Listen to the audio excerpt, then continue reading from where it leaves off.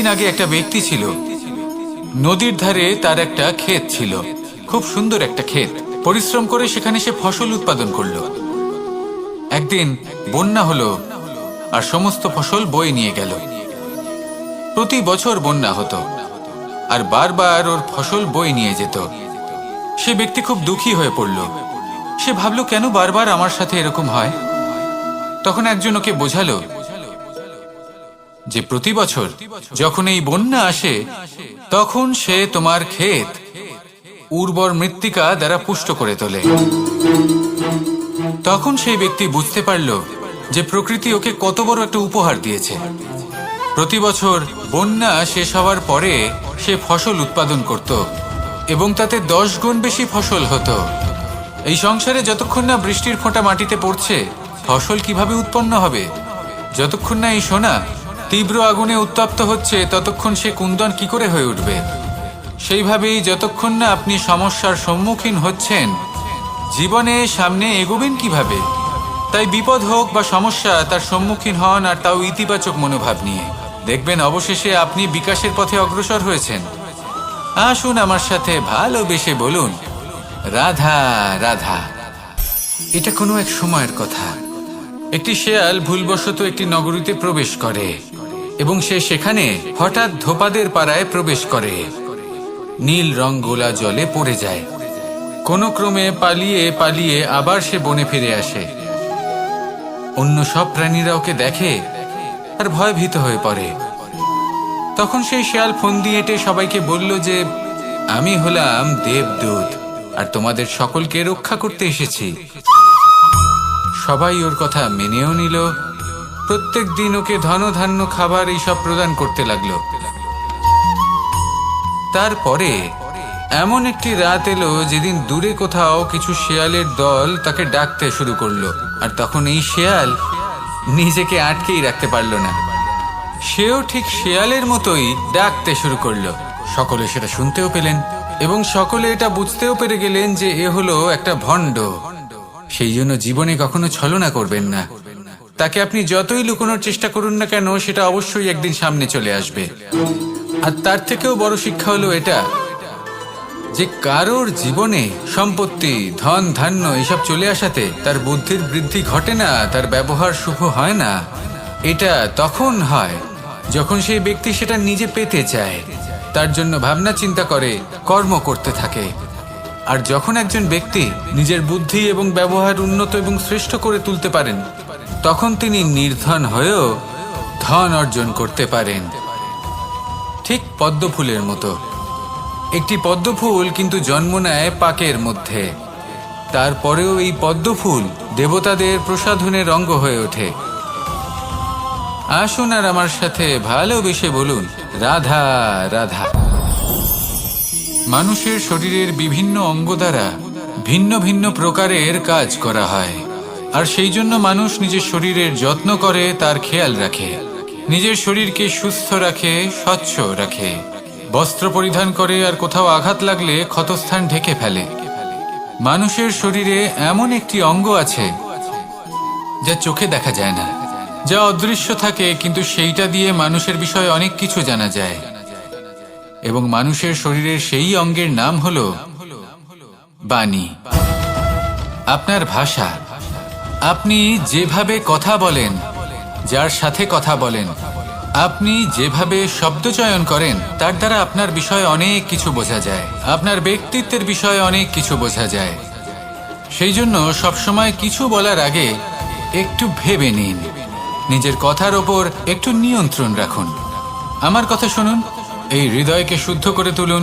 যদি এই হৃদয় শুদ্ধ থাকে, তাহলে সর্বদা মধুর বাণী নির্গত হবে, যা সবাইকে প্রফুল্ল করে তুলবে। আর তখন এই মন প্রসন্ন হয়ে বলবে, রাধা রাধা।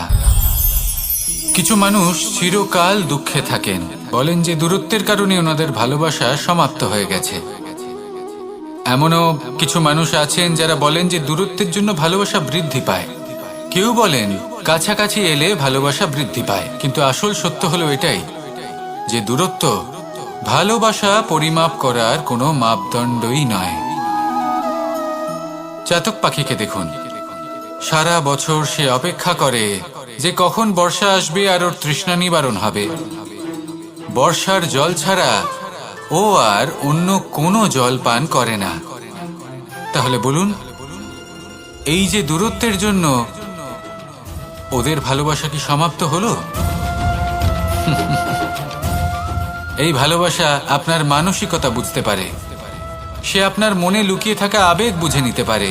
তা সে আপনি যতই দূরে চলে যান না কেন, যতই কাছে আসুন না কেন, শুধু নিজের আবেগগুলিকে কখনো মলিন হতে দেবেন না, স্বার্থ জড়িয়ে ফেলবেন না। প্রেমকে পবিত্র করে তুলুন, এই প্রেম ক্রমাগত বৃদ্ধি পাবে। আসুন আর এই ভালোবাসার সাথে বলুন, রাধা রাধা। মানুষ নিজের জীবনে সেই সব কিছু লাভ করতে পারে যা সে কামনা করে। শুধু প্রয়োজন হলো ইচ্ছে এবং সিদ্ধান্তের। এবারে ইচ্ছে আসলে কি?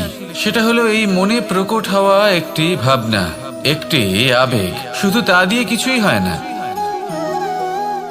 যখন সেই ইচ্ছের সাথে দৃঢ় প্রতিজ্ঞা জুড়ে যায়, তখন বিষয়টা এগোতে থাকে। একটা উদাহরণ দিই, ধরুন আপনি মরুভূমিতে আছেন এবং আপনি মধুর জল পান করতে চান। এটা হলো শুধুমাত্র আপনার মনের একটি ইচ্ছে।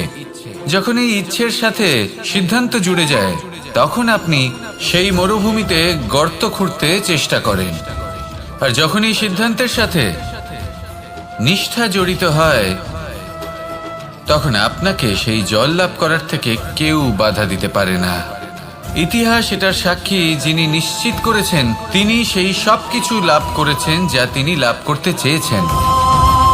সেই জন্য ইচ্ছে থাকা খুব দরকার, কিন্তু তাকে সিদ্ধান্তের সাথে জুড়ে নিন, সিদ্ধান্তকে নিশ্চিত করে ফেলুন, সব কিছু লাভ করবেন। আর তখন এই মন প্রসন্ন হয়ে বলবে, রাধা রাধা।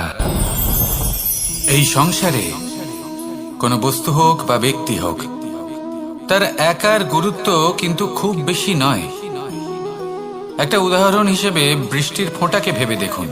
যদি একটি বৃষ্টির ফোঁটা হয় তাহলে তার খুব বেশি গুরুত্ব থাকে না, কিন্তু যখন সহস্র বৃষ্টির ফোঁটা মেঘের মধ্যে দিয়ে ঝরে পড়ে, তখন সেটা বর্ষার রূপ ধারণ করে। সেই বর্ষা যা এই প্রকৃতিকে শান্ত করে। সেইভাবেই পাথরের ছোট টুকরো, তার খুব বেশি গুরুত্ব থাকে না, কিন্তু যখন অসংখ্য পাথরের টুকরো একত্রিত হয় তখন তা পর্বতের আকার ধারণ করে। সেইভাবেই কিছু মানুষ যখন একত্রিত হন তখন তৈরি হয় পরিবার, কিছু পরিবার যখন একত্রিত হয় তখন তৈরি হয় সমাজ, যখন অনেক সংখ্যক সমাজ একত্রিত হয় তখন তৈরি হয় রাজ্য। এবার এই রাজ্যের সব থেকে গুরুত্বপূর্ণ ব্যক্তি হতে পারেন রাজা, কিন্তু তাও সেই রাজা একা কিছু করতে পারেন না। যুদ্ধ লড়ার সময় তারও নিজের সৈন্যদলকে প্রয়োজন পড়ে। কিন্তু এই সংসারে এমন একজন ব্যক্তি আছেন যিনি একাই সব কাজ করতে থাকেন, এবং সেই ব্যক্তি হলেন মা। আমাদের জীবনে একজন পিতার ভূমিকা কিন্তু নিঃসন্দেহে অমূল্য, কিন্তু আমাদের সকলের জীবনে যে ভূমিকা একজন মায়ের তা অন্য কারোর থাকে না। একজন মা একাই সন্তানকে বড় করতে পারেন, সংস্কারী করে তুলতে পারেন, তার জন্য পরিশ্রম করেন। আর এত কিছু কাজ করার পরেও তার কাজের জন্য তিনি প্রশংসা অবশ্য পান না। উল্টে যদি সেই সন্তান অনুচিত পথে চালিত হয়, অনুচিত কর্ম করে, তখন সেই মাকেই অপবাদের পাত্র হয়ে উঠতে হয়। আমাদের জীবনে মায়ের যোগদান কতটা সেটা বুঝুন।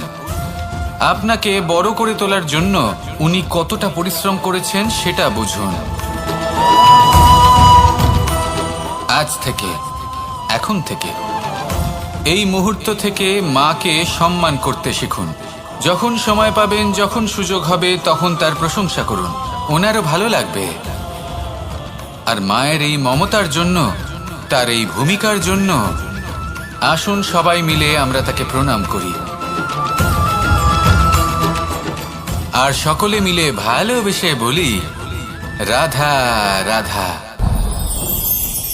মানুষ নিজের জীবনে অনেক বস্তু, অনেক ব্যক্তিকে অনাদর করে থাকে, ভাবে যে ওর কোনো মূল্যই নেই, এটা তো কোনো কাজেই লাগবে না।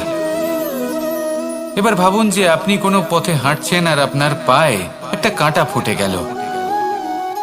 তখন আপনি যাই করুন না কেন, তলোয়ার দিয়ে আপনি সেই কাঁটা বের করতে পারবেন না। তার জন্য আপনার দরকার পড়বে একটি সূচের। সেই জন্য এই সংসারে যে কেউই ছোট বা বড় হন না, সকলের নিজের মূল্য আছে। দেখুন, যদি কথা বলা হয় জল নিয়ে, জল যদি দূষিত হয় তাহলে তা আমরা গ্রহণ করতে পারবো না, পান করতে পারবো না। কিন্তু যদি হঠাৎ করে কোথাও আগুন লেগে যায়, সবকিছু ভস্ম হতে শুরু করে, তাহলে সেই জল কিন্তু সেই আগুন নিভিয়ে দিতে পারে। এই পুরো খেলাটাই হলো দৃষ্টিভঙ্গির, মানসিকতার। আপনার মানসিকতা যদি শুভ হয় তাহলে সেটাই শুভ সত্য হয়ে আপনার সামনে আসবে।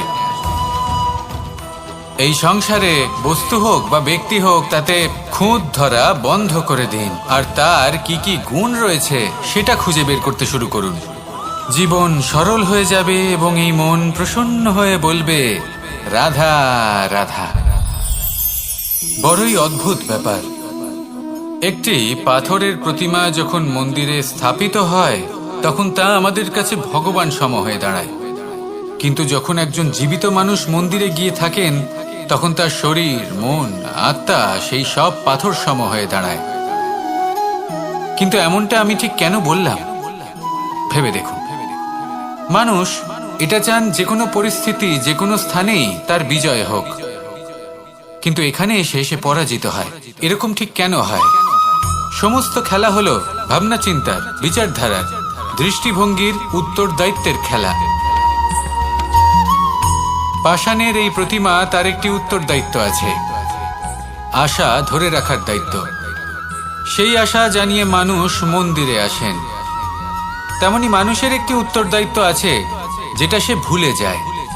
আর সেই উত্তরদায়িত্ব হলো এটা, যে মন্দিরে যে ভগবানকে সে প্রসন্ন করতে যাচ্ছে তাকে সে তখনই খুঁজে পাবে যখন পূর্ণরূপে সে সমর্পিত থাকবে। যদি মনে সমর্পণের ভাব না থাকে তাহলে ভগবান কখনো প্রসন্ন হবেন না। নিজের উত্তরদায়িত্ব বোঝার বদলে মানুষ শুধু একটা অনুষ্ঠান পালন করেন। যেমন ফুলের একটা মালা অর্পণ করেন আর সেই কারণেই তিনি পরাজিত হন। আপনি ফুলের মালা অর্পণ করুন, প্রসাদ অর্পণ করুন, কিন্তু মনের মধ্যে পূর্ণ সমর্পণের ভাব থাকা প্রয়োজনীয়। তবেই আপনি মন্দিরে গিয়েও প্রাণবন্ত হয়ে থাকতে পারবেন, তবেই ঈশ্বরকে প্রসন্ন করতে পারবেন। আসুন আমার সাথে ভালোবেসে বলুন, রাধা রাধা। আমাদের মধ্যে বেশিরভাগ মানুষ সেই পরম শক্তিতে, সেই পরমেশ্বরের ওপর আস্থা রাখি, আর সেই জন্য আমরা বারবার মন্দিরে যাই, পুজো অর্চনা করি, নৈবেদ্য অর্পণ করি। কিন্তু অত্যন্ত গুরুত্বপূর্ণ একটা বিষয়ে আমরা ভুলে যাই, আর সেটা হলো যে পাষাণের সেই প্রতিমা যা মন্দিরে স্থাপন করা হয়েছে, তাদের মধ্যে আমরা ঈশ্বরকে খুঁজে পাবো না যতক্ষণ না বাড়িতে বিরাজমান ঈশ্বর, অর্থাৎ আমাদের মাতা পিতা, তাদেরকে আমরা সেবা করছি। দেখুন, ঈশ্বর নিশ্চিত রূপে এই সংসার নির্মাণ করেছেন, কিন্তু আপনি সেই সংসারের অংশ তবে থেকে হয়েছেন যেদিন থেকে এই সংসারে আপনি পদার্পণ করেছেন। আর এই উত্তরদায়িত্ব পালন করেছেন কারা? আপনার মাতা পিতা। ঈশ্বর আছেন এই ভাবনা আপনার মধ্যে জাগ্রত হয়েছে আপনার মাতা পিতার মাধ্যমে। সেই জন্য মন্দিরে গিয়ে আপনি যতই প্রসাদ বিতরণ করুন তার কোনোই অর্থ নেই যদি ঘরে বসে থাকা মাতা পিতা অভুক্ত থাকেন। মন্দিরে গিয়ে পরমেশ্বরকে প্রসন্ন করার পূর্বে ঘরে বিরাজমান ঈশ্বর মানে আপনার মাতা পিতা, তাদের সেবা করুন, তাদের প্রসন্ন করুন। ঈশ্বর নিজে থেকেই প্রসন্ন হয়ে যাবেন। আসুন আমার সাথে ভালোবেসে বলুন, রাধা রাধা। প্রেম আড়াই অক্ষর, মাত্র আড়াই অক্ষরের এই শব্দ প্রেম, এর মধ্যে ত্রিলোকের এবং সমগ্র ব্রহ্মাণ্ডের বীজ নিহিত আছে। এমন কি আছে যা এই প্রেম করতে পারে না? যেখানে শক্তি এবং বিদ্যা প্রয়োগ করে আপনি কিছুই করতে পারবেন না, সেটাও প্রেম দ্বারা অর্জন করা সম্ভব। প্রেম চাইলে পাথরেও ফুল ফোটাতে পারে। প্রেম চাইলে ন্যাড়া পাহাড়ের বুক চিরে নদীপথ তৈরি করতে পারে। চাইলে নিরক্ষর ব্যক্তিকে সংসারের শ্রেষ্ঠ জ্ঞানী করে তুলতে পারে। শুধুমাত্র এই প্রেমের জন্য সবার দুষ্টু কানাই ঘনশ্যাম হয়ে উঠেছিল। শুধুমাত্র এই প্রেমের টানেই ত্রিলোকের স্বামী দ্বারকাধীশ নির্ধন সুদামার পদসেবাও করেছিলেন। এই প্রেম হলো সংসারের সবথেকে বড় শক্তি। এই সংসারের আধার হলো প্রেম। এমন কিচ্ছু নেই যা এই প্রেমের পক্ষে সম্ভব নয়। যেখানে বিদ্যা এবং শক্তি সাহায্য করতে পারে না, সেখানে এই প্রেম আপনাকে জয়ী করে দিতে পারে। তাহলে আসুন আর আমার সাথে ভালোবেসে বলুন, রাধা রাধা। সমুদ্র মন্থনের সময় দুই ধরনের রত্ন লাভ করা হয়েছিল। প্রথম হলাহল, যার প্রভাব থেকে এই সমস্ত সংসারের জীবের প্রাণ বাঁচানোর জন্য মহাদেব তাকে নিজের কণ্ঠে ধারণ করে নিয়েছিলেন। আর দ্বিতীয় অমৃত, যেটা কিঞ্চিত পরিমাণ মাত্রায় পাওয়া গেছিল। কখনো কখনো জীবনে এমন কোনো বস্তু যা আপনি প্রয়োজনের থেকেও অনেক বেশি মাত্রায় ভোগের জন্য লাভ করে থাকেন, তা আপনার জন্য বিষ প্রমাণিত হতে পারে। যেমন জল, প্রয়োজনের থেকে অনেক বেশি মাত্রায় যদি এই জল আসে তাহলে আপনার প্রাণ কাটতে পারে। কিন্তু পরিশ্রমের পরে এক পাত্র শীতল জল দ্বারা আপনি যদি স্নান করে নেন, তাহলে তা আপনার শরীরের জন্য অমৃত হবে। পরিশ্রম করার পরে যদি আপনার শরীর এক পাত্র খাবার লাভ করে, তাহলে তা আপনার শরীরের জন্য অমৃত। কিন্তু যদি কোনো পরিশ্রম না করেই আপনি দিনরাত শুধুই খাবার গ্রহণ করতে থাকেন, তাহলে আপনার কাছে তা বিষ সমান। বিষ এবং অমৃত গ্রহণ করাটা আপনার উপরে নির্ভর করছে। কোনো বস্তু আপনার পক্ষে বিষও হতে পারে, আবার অমৃতও হতে পারে। নির্ভর করছে যে আপনি সেটা কিভাবে ব্যবহার করছেন, কতটা মাত্রায় ব্যবহার করছেন। আসুন আমার সাথে ভালোবেসে বলুন, রাধা রাধা।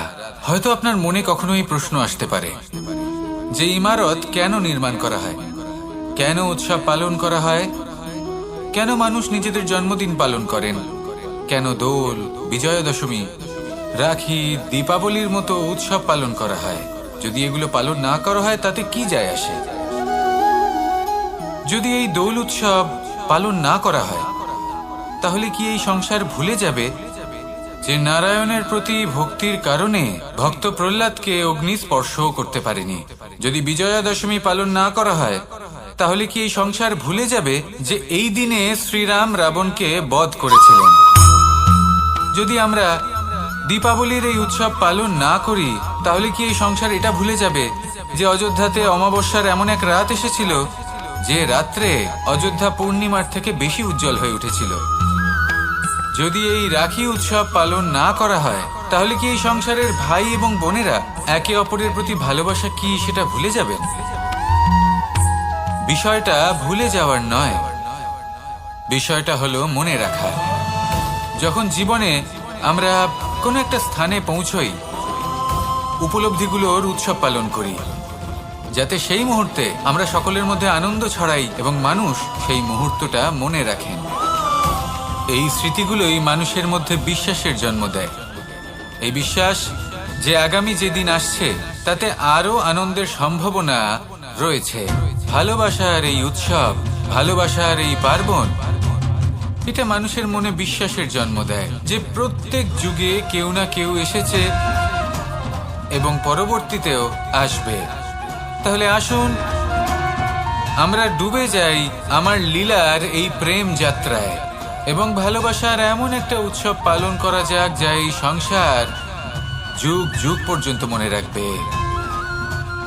তাহলে আসুন আর আমার সাথে ভালোবেসে বলুন, রাধা রাধা।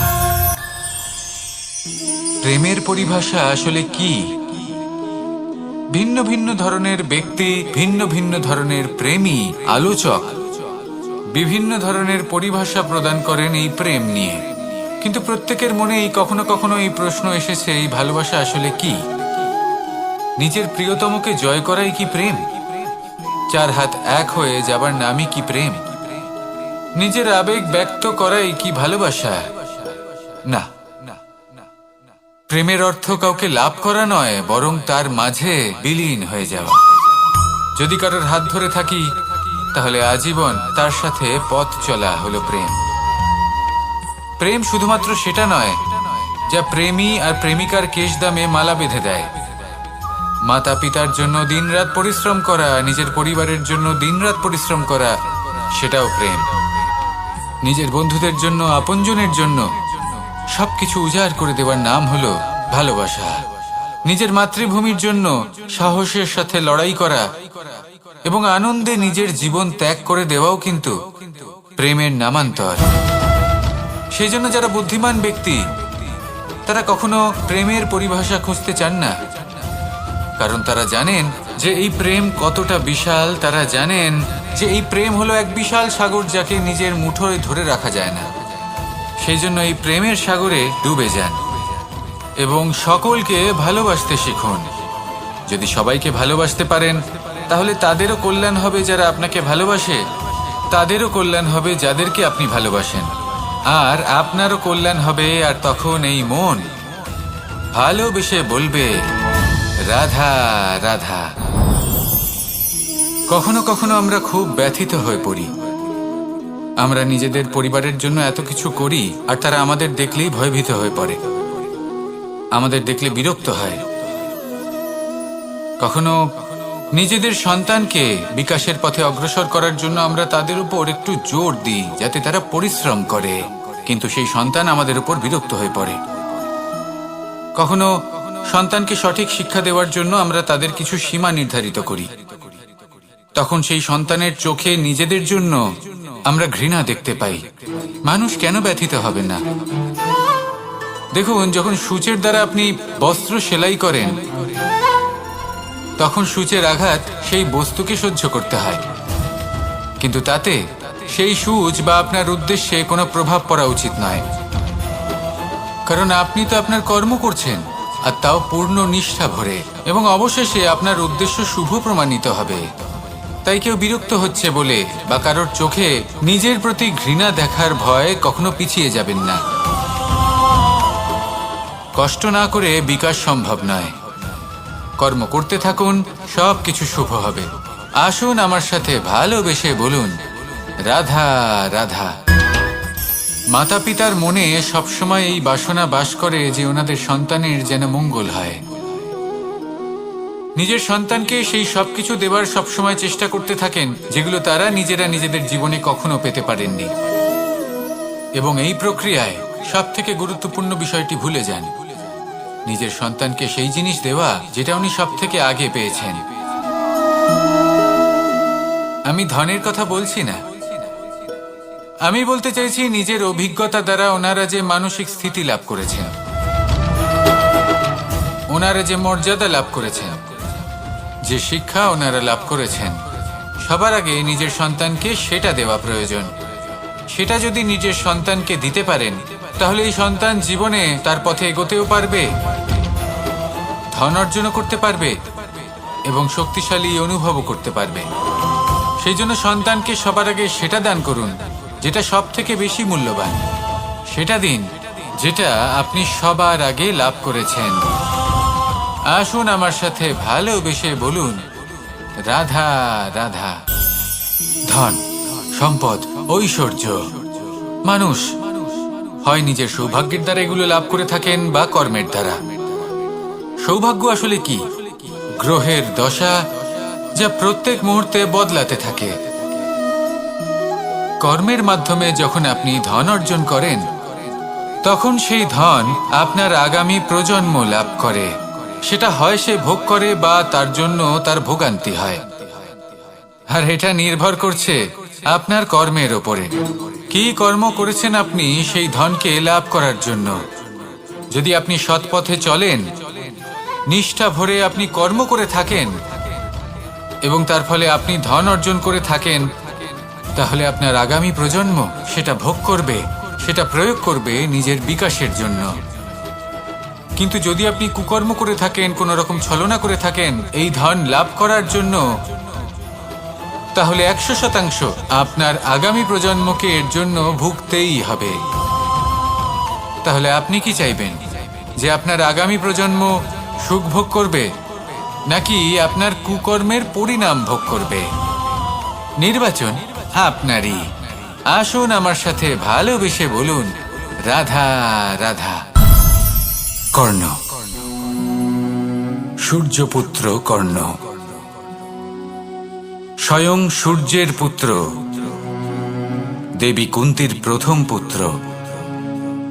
সেই কর্ণ যার একটি বাণ আমার রথকে, সেই রথ যার ওপর মহাবলী অর্জুন বিরাজমান ছিলেন, যার পতাকায় স্বয়ং হনুমান ছিলেন, সেই রথকে তার একটি বাণ ধসিয়ে দিতে পেরেছিল। দৈব কবচ কুণ্ডলধারী কর্ণ, সেই কর্ণ যুদ্ধক্ষেত্রে নিজের সমাপ্তির সম্মুখীন হলেন। কারণ কি ছিল? নির্বাচন। দুর্যোধনের সাথে বন্ধুত্ব রাখার জন্য তার অনুচিত কর্মে কোনোদিন কোনো প্রতিবাদ করেননি, তাকে সঙ্গ দিয়েছেন এই নির্বাচন। যখন দ্রৌপদীর বস্ত্রহরণ হচ্ছিল, তখন তাকে বাধা দেওয়ার বদলে নীরব থাকার নির্বাচন, তার বিরোধিতা কখনো না করার নির্বাচন, এই নির্বাচনই কারণ হয়ে দাঁড়ালো কর্ণের পতনে।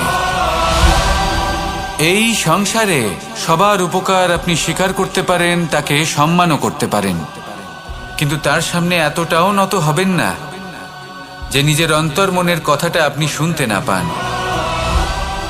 নির্বাচন যদি ধর্মসঙ্গত হয় তবেই তা শুভ হয়। আসুন আমার সাথে ভালোবেসে বলুন, রাধা রাধা। ভীষ্ম একটা মহান নাম, দেবী গঙ্গার সুপুত্র।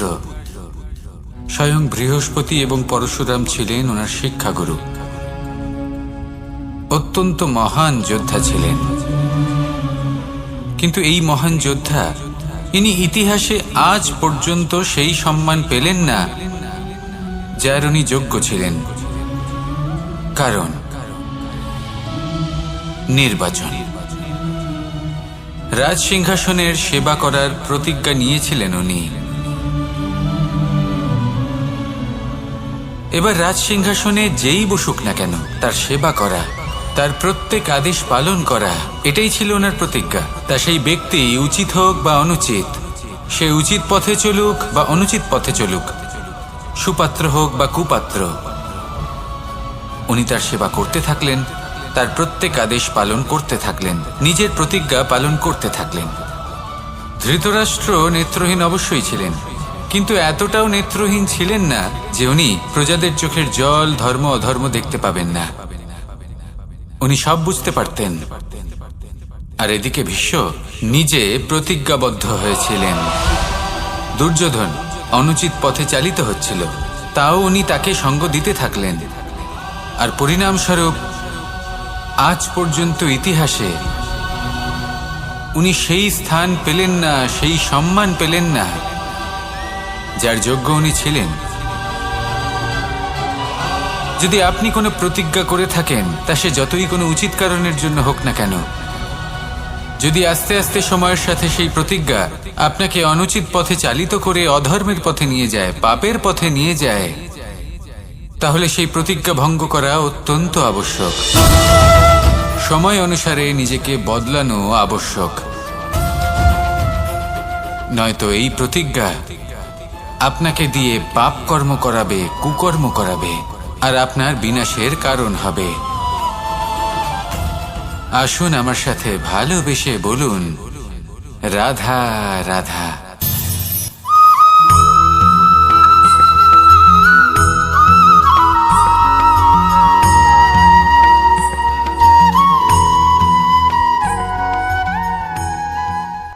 শব্দ। শব্দ আসলে কি? শুধুই কয়েকটি অক্ষরের সমষ্টি, নাকি আমাদের বাণী? এই শব্দ এমন এক শক্তি যা কাউকেই নিজের বশবর্তী করে ফেলতে পারে। শব্দ এমন এক অস্ত্র যা কাউকে ক্ষত বিক্ষত করে দিতে পারে। এই শব্দ হলো একটি নাদ স্বরূপ যা কোনো ঘুমন্ত ব্যক্তিকেও জাগিয়ে তুলতে পারে এবং নিজের লক্ষ্যের দিকে অগ্রসর করতে পারে। শব্দে এত শক্তি আছে যে কারোর মনে এতটা আঘাত দিতে পারে যে সে হয়তো জীবনে আর কখনো এগোতেই পারল না। তাহলে এই শব্দের প্রয়োগ খুব ভেবে চিন্তে করবেন। এবং এই শব্দের মতোই হলো নীরবতা। অনেক সময় এই নীরবতা আমাদের সহায়ক হয়ে ওঠে, অনেক সময় এটা আমাদের অনুশোচনাকে অনেক বেশি বাড়িয়ে তুলতে পারে। ভীষ্ম পিতামহ, অঙ্গরাজ কর্ণ, যখন দ্রৌপদীর বস্ত্রহরণ হচ্ছিল তখন এনারা নীরব ছিলেন। দুর্যোধনের বিরোধিতা করেননি, ওকে বাধা দেননি। আর তারপর কি হলো সেটা আপনারা সকলে জানেন। দেখতে গেলে নীরবতা চুপ করে থাকা, কিন্তু যদি কোনো দুষ্টের সামনে চুপ করে থাকেন, যদি তার বিরোধিতা না করতে পারেন, তাহলে এই নীরবতাই অনেক বড় পাপের আকার ধারণ করে। মনে রাখবেন আর আমার সাথে ভালোবেসে বলবেন, রাধা রাধা। আভূষণ, কার না ভালো লাগে এই আভূষণ? আমরা পরিশ্রম করি, ধন অর্জন করি আর আভূষণ কিনে থাকি, কখনো নিজের জন্য, কখনো বা তাদের জন্য যাকে আমরা ভালোবাসি, বা তাদের জন্য যাকে আমরা সম্মান করি। হয়তো সেই জন্যই সীতা চূড়ামণি ধারণ করেছিলেন এবং আমি সামন্তকমণি। কিন্তু এটাই কি সেই প্রকৃত আভূষণ যা আপনার মূল্য বৃদ্ধি করে? না। শ্রীরামের আভূষণ হলো ওনার নম্র ভদ্র ব্যবহার। মাতা সীতার আভূষণ হলো ওনার সততা, ওনার নিষ্ঠা, ওনার ত্যাগ। অর্জুনের আভূষণ ছিল ওনার একাগ্রতা। রাধার আভূষণ ওনার প্রেম। এই আভূষণ কোথাও নেই, আপনার মনে আছে।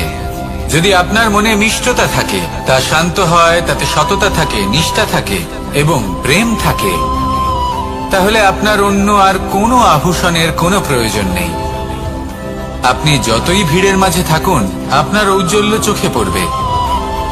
আসুন আর আমার সাথে ভালোবেসে বলুন, রাধা রাধা। এই সংসারের সবথেকে বড় সত্যি হলো জন্ম এবং মৃত্যু, কিন্তু আরো বড় একটা সত্য আছে, মিত্র এবং শত্রু, যা আমাদের সকলের জীবনে থাকে।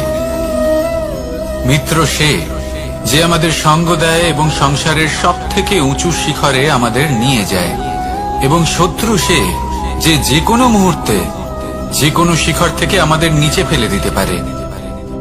এবার বিচিত্র ব্যাপার হলো এটাই যে আমরা নিজেরাই এদের সাথে নিয়ে চলি, নিজেরাই এদের পালন করি।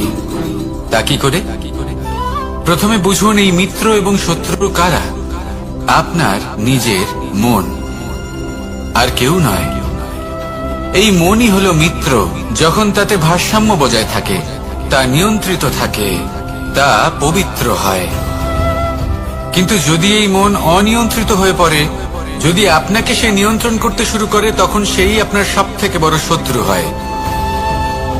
সেই জন্য এই মনের ওপর নিয়ন্ত্রণ রাখতে শিখুন, এতে ভারসাম্য বজায় রাখতে শিখুন। তাহলে আপনি এমন এক বন্ধুকে পাবেন যে আপনাকে এই সংসারের শিখরে পৌঁছে দেবে। আসুন আমার সাথে ভালোবেসে বলুন, রাধা রাধা। ঈশ্বর আসলে কে? সংসারের বেশিরভাগ মানুষের কাছে ঈশ্বর হলেন এই সংসারের রচয়িতা, পালনকর্তা। কারোর কাছে উনি জ্ঞাতা, কারোর কাছে উনি হলেন আস্থার প্রতীক, আবার কারোর জন্য শুধুমাত্র অন্ধবিশ্বাস। কিন্তু এই ঈশ্বর কি কোনো শরীর, নাকি একটা বোধ, নাকি শুধুই শ্রদ্ধা? ঈশ্বর হলেন তিনি যিনি হলেন আপনার ইষ্ট। সেই জন্যই তো গুরু, মাতা, পিতা এনাদেরও ঈশ্বরই বলা হয়েছে। যাদেরকে আমরা ঈশ্বর বলে মনে করি, যারা আমাদের ইষ্ট, তারা আমাদের একটি পথ দেখান, একটি দিকে চালিত করেন। সেই পথে চলে আপনি শুভ কর্ম করতে পারেন। আর যখন কোনো ব্যক্তি তার ঈশ্বরের আদেশ পালন করেন, তখন সে নিজে থেকেই শুভ পথে অগ্রসর হয়ে যান।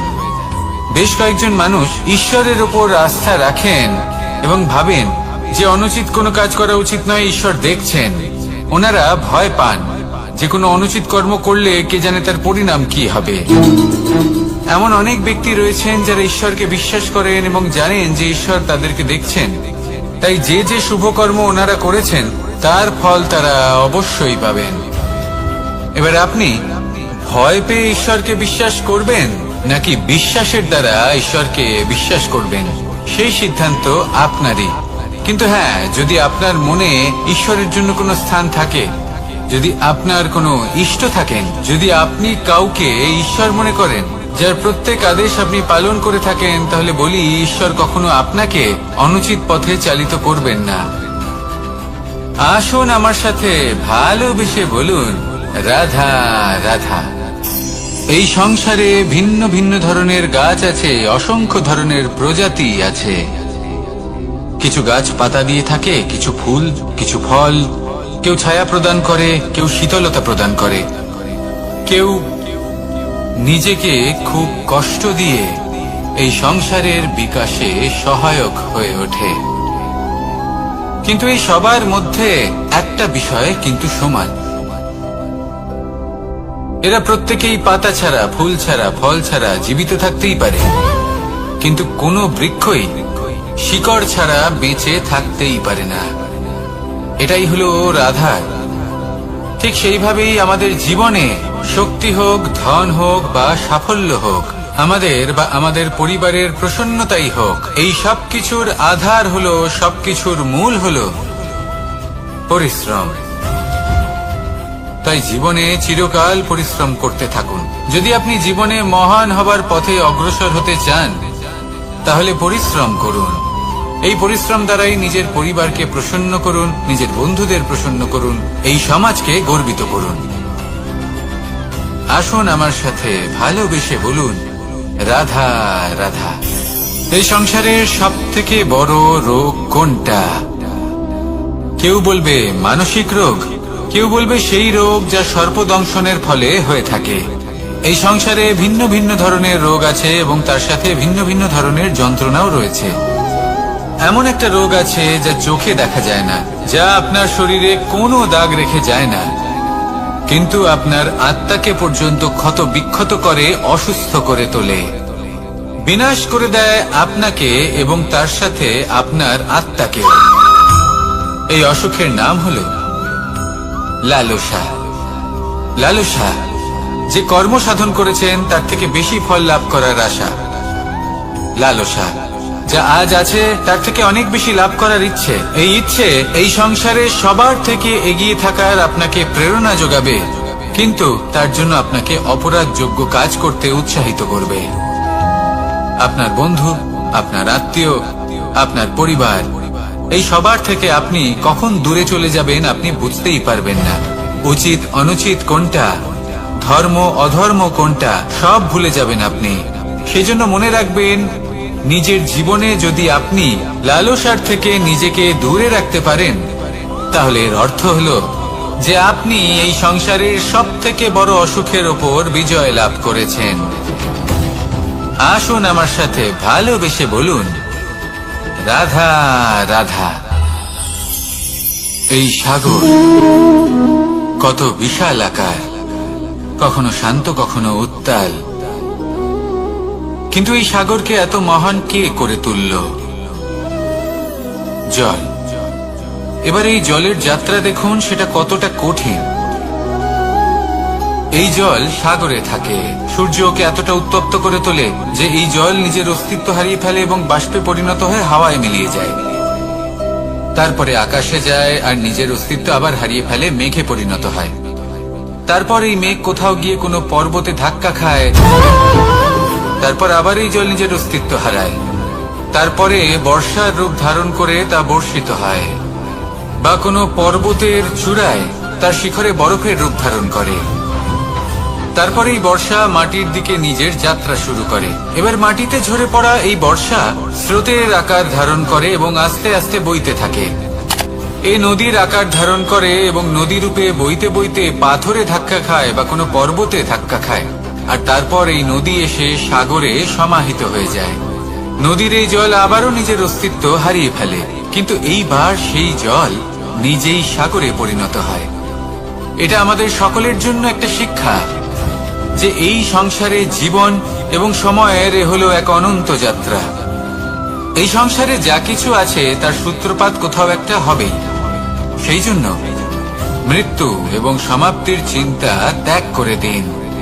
আর যে সূত্রপাত আপনি লাভ করছেন তার আনন্দ উপভোগ করুন। ভেবে দেখুন আপনি কিভাবে শ্রেষ্ঠ কর্ম করতে পারেন যাতে এই সংসার এবং এই সমাজ এই দুইয়ের মঙ্গল সম্ভব। আসুন আমার সাথে ভালোবেসে বলুন, রাধা রাধা। মাকড়সার জাল দেখতে পাচ্ছেন? মাকড়সারা ভীষণ পরিশ্রম করে এটা তৈরি করে। নিজের শরীরের রস দিয়ে এই জাল বোনে। আপনি কি এটার উদ্দেশ্য জানেন? আসলে মাকড়সা এই জালে ছোট কীটপতঙ্গ ধরে তাদেরকে খাদ্যরূপে গ্রহণ করে। কিন্তু আপনি কি এই কথা জানেন যে একদিন মাকড়সা নিজেই নিজের জালে জড়িয়ে মৃত্যুবরণ করে থাকে? বলুন, কি করেন আপনি এই জাল দেখতে পেলে? দেখতে পেলেই মুছে ফেলেন এর অস্তিত্ব, তাই না? তেমনি অন্যদিকে পাখির বাসা। পাখিরাও ভীষণ পরিশ্রম করে এটা তৈরি করে। কিন্তু যদি পাখি একদিন এটা ছেড়ে চলে যায়, তাহলেও লোকে এটা নষ্ট করে দেয় না। কারণটা কি? এর কারণ হলো এর নির্মাণ জীবন সঞ্চারের জন্য করা হয়েছিল, নষ্ট করার জন্য নয়। তাই মনে রাখবেন, জীবনে আপনার পরিশ্রম যতই বেশি হোক না কেন, যদি আপনার লক্ষ্য শুভ না হয়, তাহলে আপনারও বিনাশ নিশ্চিত। তাই সৃজন করতেই থাকুন আর মুগ্ধ হয়ে বলুন, রাধা রাধা।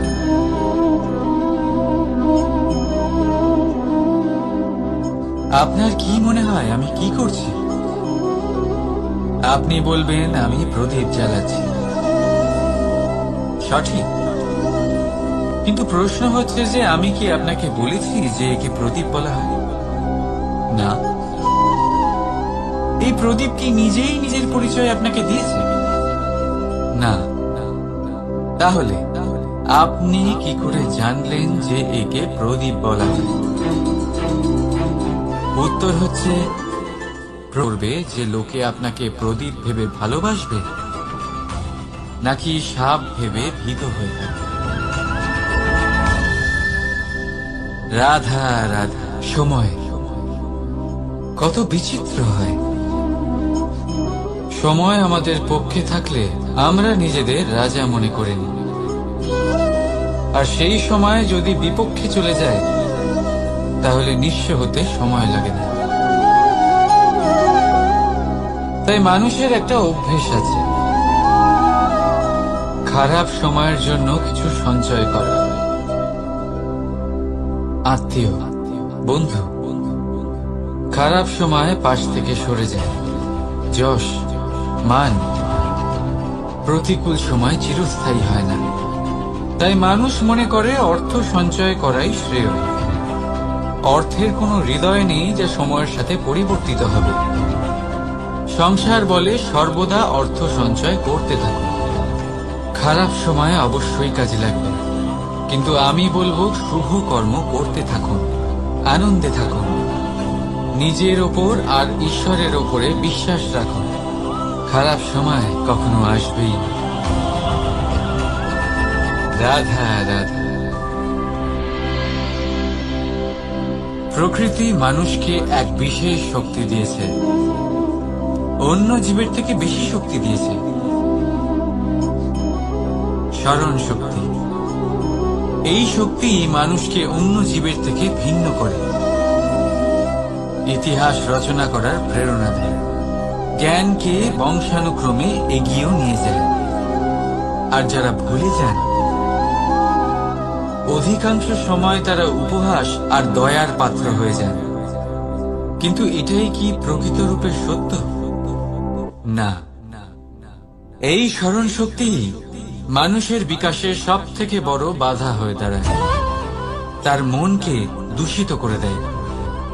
খারাপ অভিজ্ঞতা, কারোর করা বিশ্বাসঘাতকতা, কারোর কটাক্ষ বেশিরভাগ মানুষই ভুলতে পারেন না। রাধা রাধা। মানুষ নিজের পরিবারের জন্য কত কিছুই না করে, দিন রাত পরিশ্রম করতে থাকে যাতে তার পরিবারের প্রয়োজন পূরণের জন্য অর্থ রোজগার করতে পারে। কিন্তু শুধু অর্থ রোজগার করাটাই কি যথেষ্ট? আপনি বলবেন হ্যাঁ, নিশ্চয়ই। অর্থ দিয়ে সবকিছু পাওয়া যায়, বিদ্যা পাওয়া যায়, বাড়ি পাওয়া যায়, ওষুধ পাওয়া যায়, আর কত কিছুই না পাওয়া যায়। এইসব একটা পর্যায় পর্যন্ত সঠিক, কিন্তু একটু মন দিয়ে ভেবে দেখুন, যখন কোনো শিশু অসুস্থ হয়ে পড়ে তখন সে ওই তিক্ত ওষুধ কেন খেয়ে নেয়? এই জন্য কারণ ওর পিতা সেই ওষুধ অর্থ দিয়ে কিনেছে? না, বরং এই জন্য কারণ তার পিতা যে তার সামনে দাঁড়িয়ে, তার উপরে তার বিশ্বাস আছে। বিশ্বাস আছে যে উনি তার কিচ্ছু হতে দেবেন না। এই বিশ্বাস, এই সংস্কার, এই শিক্ষা কখনো অর্থ দিয়ে পাওয়া যায় না। এটা পাওয়া যায় সেই সময় থেকে যা মাতা পিতা তাদের সন্তানের সাথে কাটিয়েছেন। তাই জীবনে অর্থ অবশ্যই উপার্জন করুন, কিন্তু নিজের পরিবারকেও সময় দিন, আনন্দ পাবে। রাধা রাধা।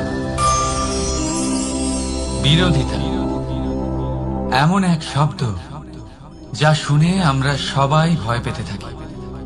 যদি কেউ আমাদের বিরোধিতা করে তা আমাদের সহ্য হয় না। আমরাও কারোর বিরোধিতা করে কোনো শত্রুতা করতে চাই না। এই ধরনের ভাবনা আমাদের মনে আসতেই থাকে। কিন্তু বিরোধিতা, এই শব্দ আপনার শান্তির জন্য, আপনার সুখের জন্য কতটা গুরুত্বপূর্ণ তা আপনারা জানেন না। তাই যদি কাল এসে কেউ আপনার বিরোধিতা করে, তখন সবার আগে নিজেকে যাচাই করুন। আপনি কি ভুল করেছেন? আপনার দোষ কি? নিজের মধ্যে কি ত্রুটি আছে সেটা বোঝার চেষ্টা করুন, নিজেকে সংশোধন করার চেষ্টা করুন, তারপর দেখুন বিরোধিতার এই আগুন আপনাকে স্বর্ণ থেকে কুন্দন বানিয়ে তুলবে। বলা হয় এই সংসারে খারাপ বেড়েই চলেছে, কিন্তু তার কারণ এ নয় যে খারাপ মানুষ বেড়ে চলেছে। তার কারণ হলো যে ভালো মানুষ, যাদের ভালো চিন্তা, ভালো বিচারধারা আছে, তারা খারাপের বিরোধিতা করতে পারে। যদি আপনার সম্মুখে কোনো খারাপ কর্ম হয়, তাহলে তার বিরোধিতা করতে সংকোচ করবেন না,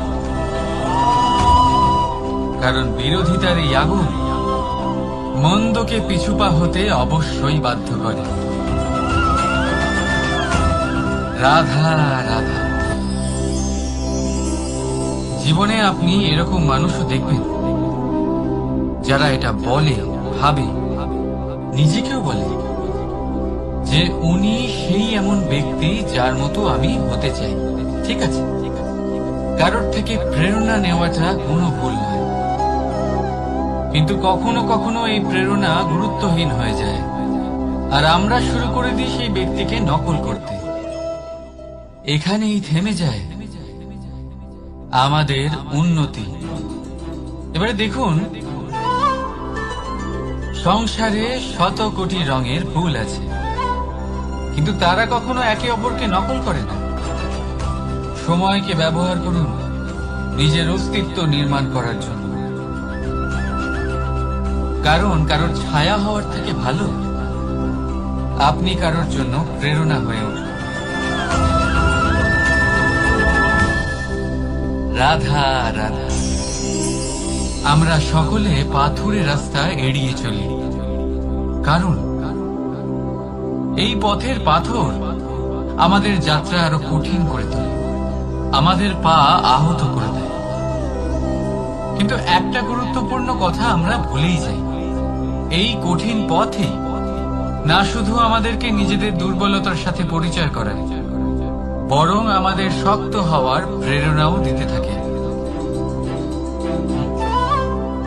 সময়ের সাথে ঠিক এমনটাই হতে থাকে। সবাই ভালো সময়ের অপেক্ষা করতে থাকে, ভালো সময়ের জন্য পরিশ্রম করেন, তার জন্যই চিন্তা করেন, কিন্তু ভুলে যান যে ভালো সময় বহুবার আমাদের বিবেক নষ্ট করে দেয়, সেখানেই খারাপ সময় আমাদের বুদ্ধিকে সঠিক পথে চালিত করে। রাধা রাধা। ঘোড়াকে যতই প্রশিক্ষণ প্রদান করুন, তার মুখে লাগাম তো পরাতেই হবে।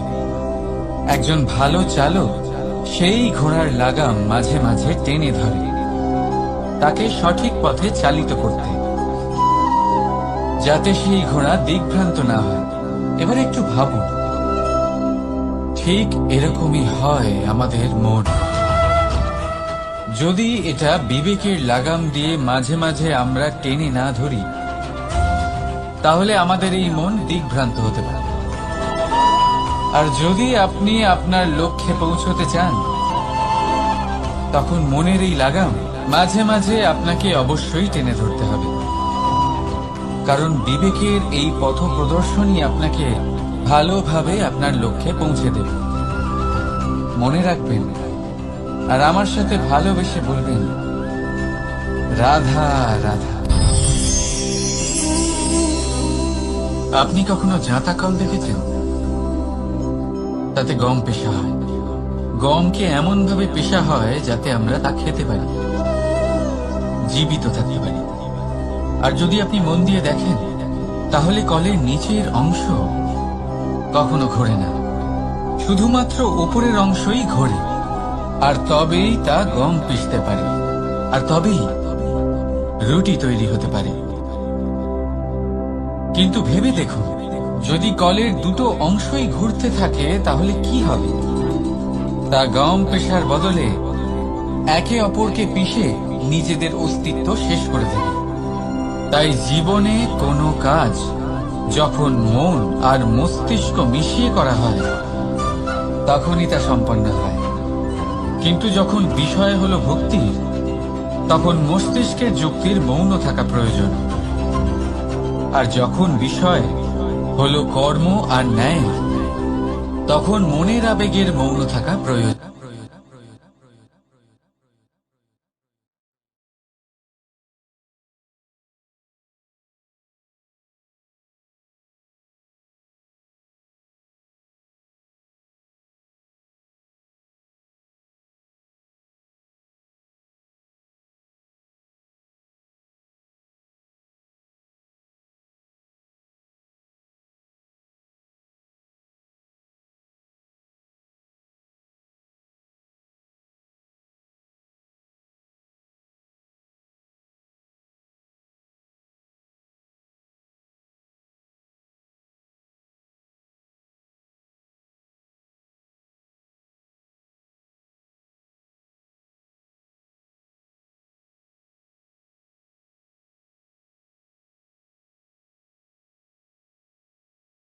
মানুষ নিজের পরিবারের জন্য কত কিছুই না করে, দিন রাত পরিশ্রম করতে থাকে, যাতে তার পরিবারের প্রয়োজন পূরণের জন্য অর্থ রোজগার করতে পারে।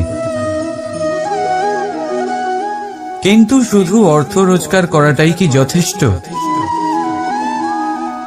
আপনি বলবেন, হ্যাঁ নিশ্চয়ই, অর্থ দিয়ে সব কিছু পাওয়া যায়, বিদ্যা পাওয়া যায়, বাড়ি পাওয়া যায়, ওষুধ পাওয়া যায়, আর কত কিছুই না পাওয়া যায়।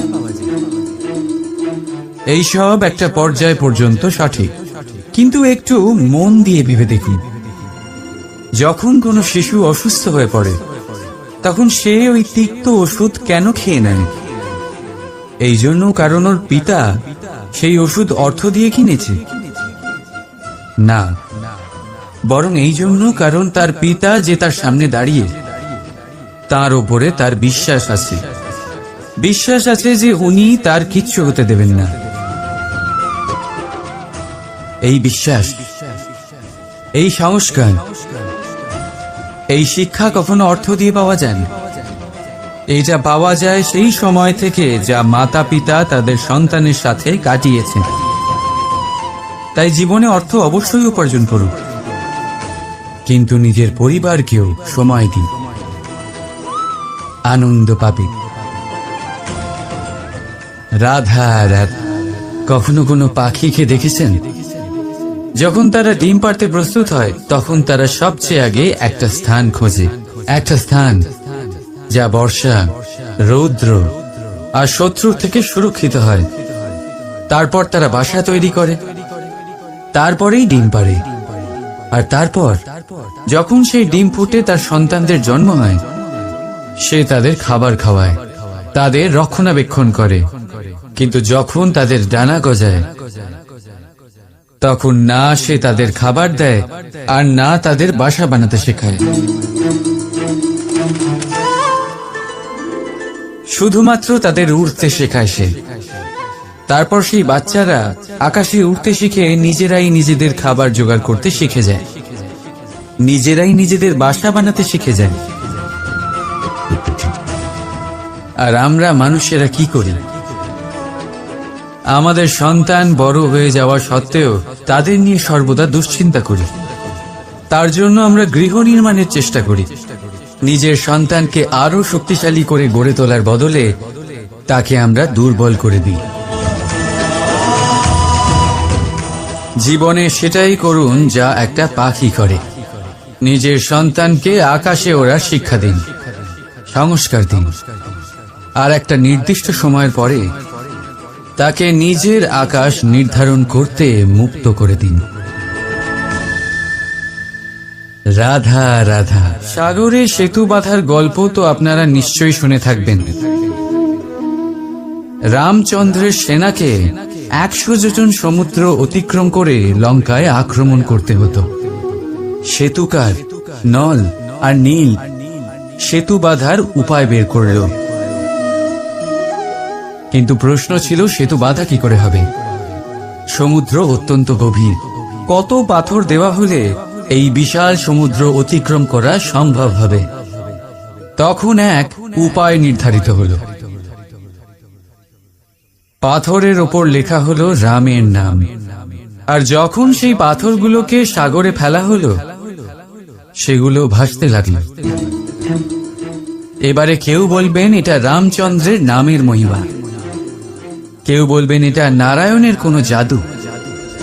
কিন্তু না, এটা রামচন্দ্রের সেই গুণ, ওনার ব্যক্তিত্বের সেই মহান দিক যা ওনার প্রতিনিধিত্ব করেছে। তাই সেই পাথরও সাগরে ভেসে ওঠে।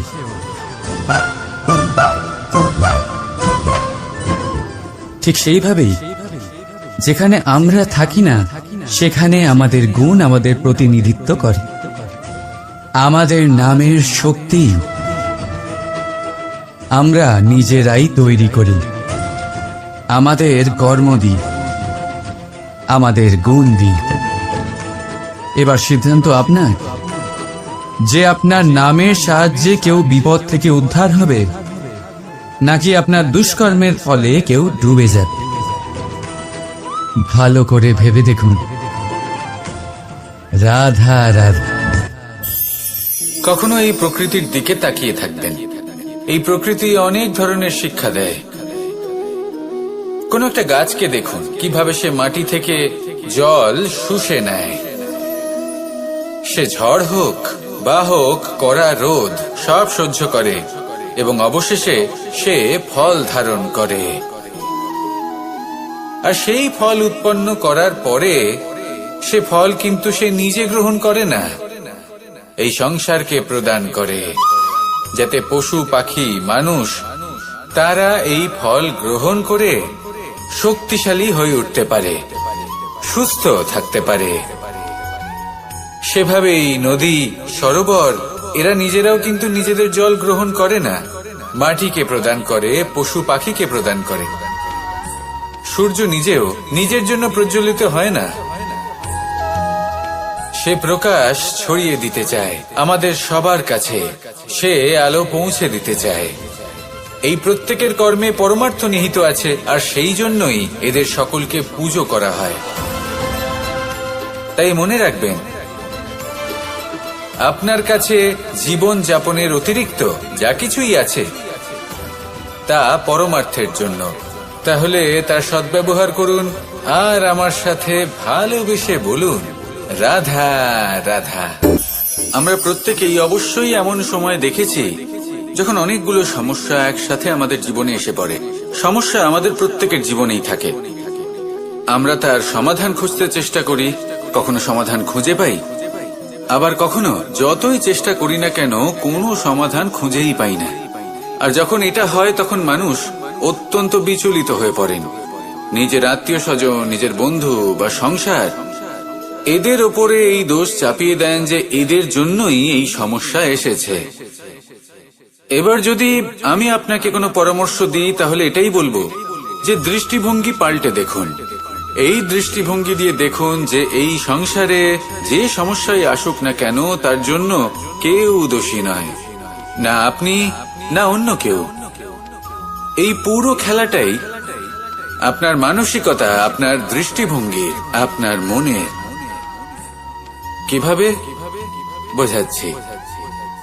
যখন আমাদের মন শক্ত থাকে তখন কঠিন থেকে কঠিনতর পরিস্থিতিও আমাদের জীবনে খুব বেশি হলে প্রতিস্পর্ধা হয়ে থেকে যায়। সেখানে যদি আমাদের মন দুর্বল থাকে তখন অল্প কঠিন পরিস্থিতিও আমাদের কাছে খুব বড় সমস্যা হয়ে যায়, তাই না?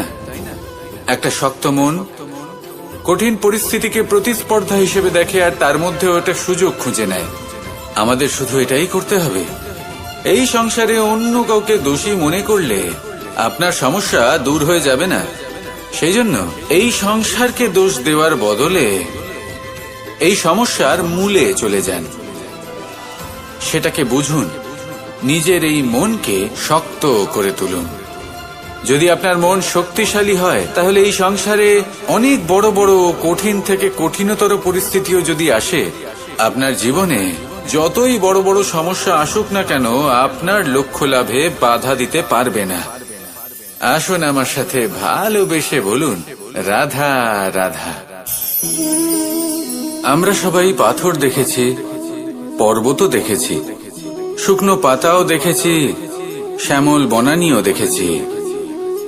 কখনো ভেবেছেন পাথরের অস্তিত্ব কিন্তু ততক্ষণ পর্যন্ত যতক্ষণ সে পর্বতের গায়ে আটকে থাকে। যখন সেই পর্বত থেকে সেই পাথর ভিন্ন হয়ে যায় ও নিজের অস্তিত্ব হারিয়ে ফেলে।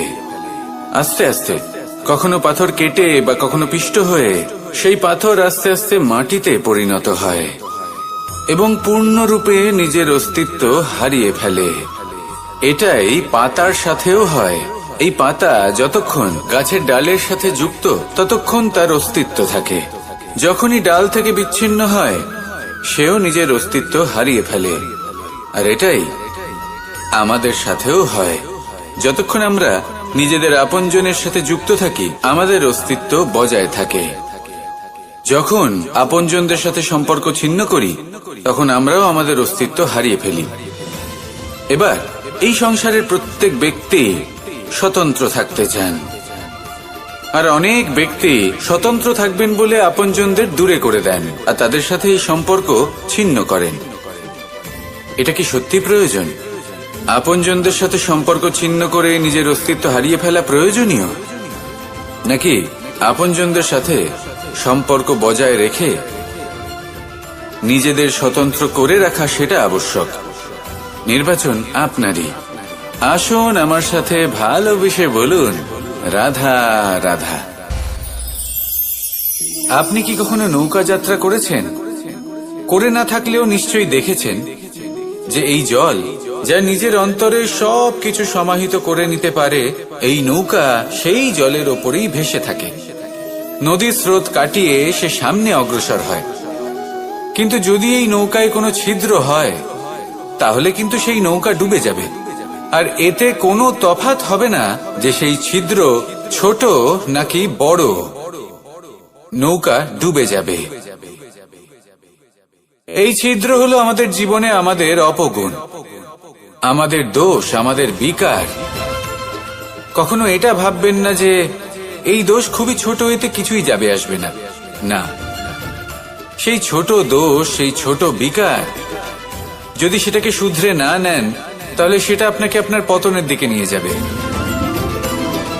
শেষ পর্যন্ত এটা আপনার উপর নির্ভরশীল যে আপনি কি চান।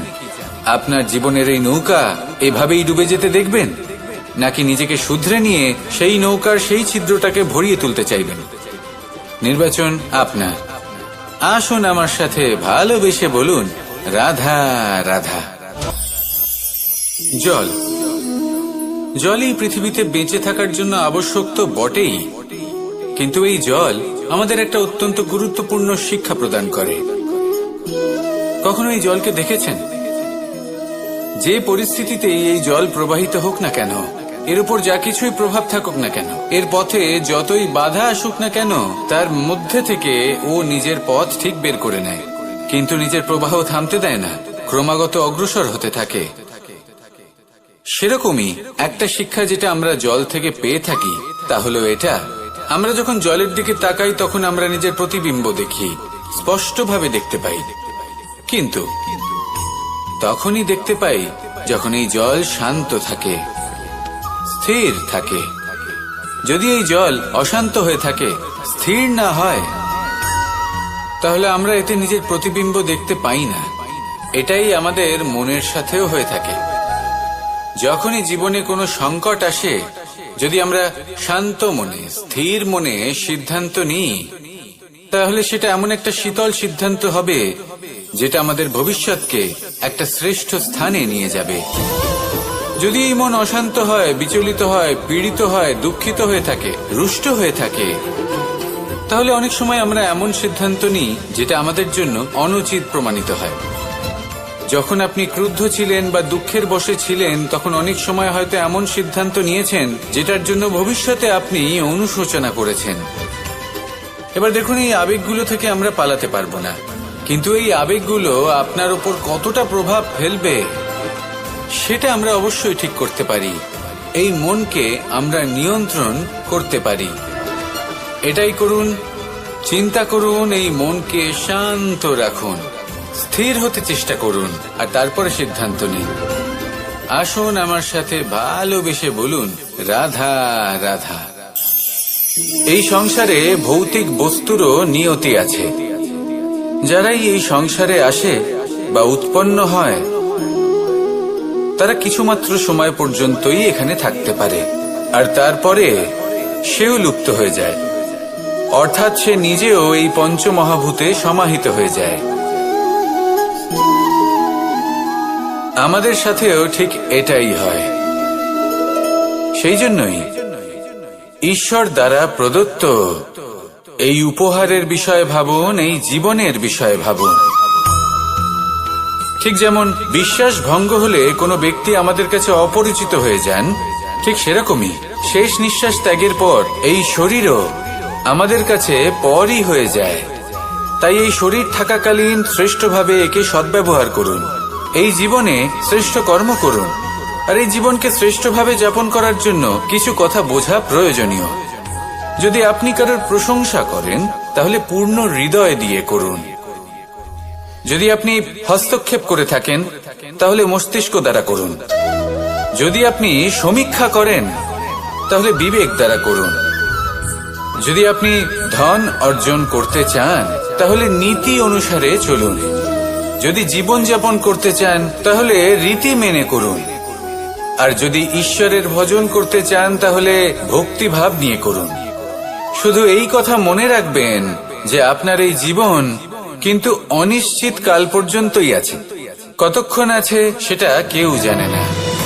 তাই কিছু মুহূর্ত যেটা যাপন করতে আমরা এখানে এসেছি, সেখানে ক্রোধ, অহংকার, ঈর্ষা, এইসব আবেগের কি গুরুত্ব বলুন তো? এগুলো ত্যাগ করুন। মানুষকে ক্ষমা করতে শিখুন, আস্তে আস্তে বিশ্বাস করতে শিখুন। এই সংসারে নিঃস্বার্থভাবে প্রেম করতে শিখুন, আর সবার মধ্যে আনন্দ বিতরণ করুন। তাই এই সব গুণ যদি আপনি আত্মসাৎ করতে পারেন, তাহলে আপনার জীবনে শুধু আনন্দ এবং আনন্দই বিরাজমান হবে। আসুন আমার সাথে ভালোবেসে বলুন, রাধা রাধা রাধা রাধা রাধা রাধা। ধর্মরথের 4টি অশ্ব চালানোর জন্য যিনি সারথি হবেন, তার যে 4টি গুণ থাকা প্রয়োজন, সেই সমস্ত গুণ অর্জুনের মধ্যে উপস্থিত রয়েছে।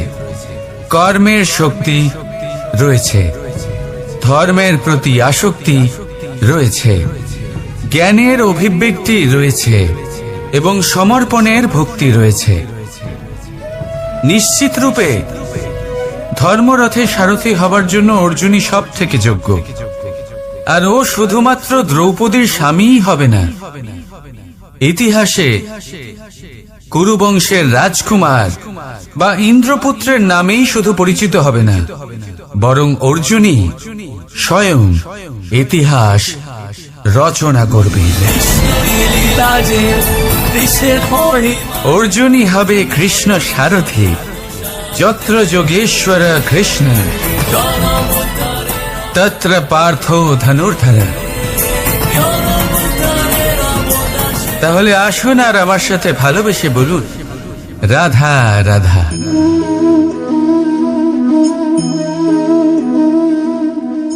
আপনার কি মনে হয় আমি কি করছি? আপনি বলবেন আমি প্রদীপ জ্বালাচ্ছি। সঠিক, কিন্তু প্রশ্ন হচ্ছে যে আমি কি আপনাকে বলেছি যে একে প্রদীপ বলা হয়? না। এই প্রদীপ কি নিজেই নিজের পরিচয় আপনাকে দিয়েছে? না।